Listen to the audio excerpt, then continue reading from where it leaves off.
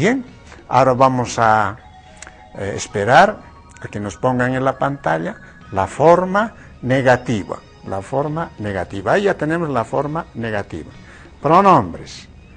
Ahora, la forma negativa, la columna de raíz verbal, seguido de los sufijos negativos, luego sufijos marcadores de persona, y finalmente este sufijo ti no es ahora, por consecuencia de Haniu, no es la pregunta, sino es otra negación. En consecuencia, tendríamos 3 negaciones, una negación, 2 negaciones, 3 negaciones, ¿no? ¿Cómo se conjuga? Nayah, Haniu, Sarkti. Nayah, Haniu, Sarkti. Humah, Haniu, Sarktati. Hupah, Haniu, Sarkiti. Hiwasah, Haniu, Sarktanti. Vamos a incluir la palabra cancha. La palabra cancha. A ver cómo nos resulta. Nayah, cancharu, Haniu, Sarkti. Eso significa yo no voy a la cancha, tú no vas, etc., ¿no? Humah, cancharu, Haniu, Sarktati. Hupah, cancharu, Haniu, Sarkiti.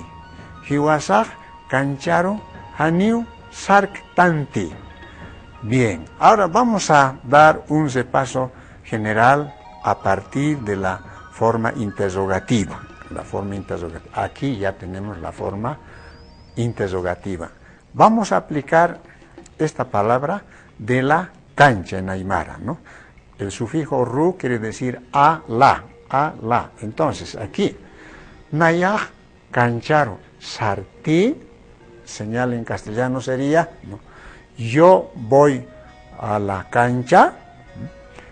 Después ya se entienden las demás estructuras, ¿no? Nayah, cancharu, sarti. Humah, cancharu, sartati. Hupah, cancharu, sariti. Hiwasah, cancharu, sartanti. Estarán entendiendo los televidentes. Por ejemplo, ¿qué significa humah, cancharu, sartati?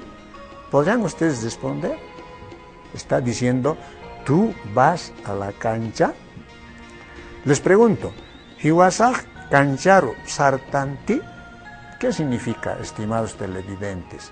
Hiwasah, cancharu, sartanti.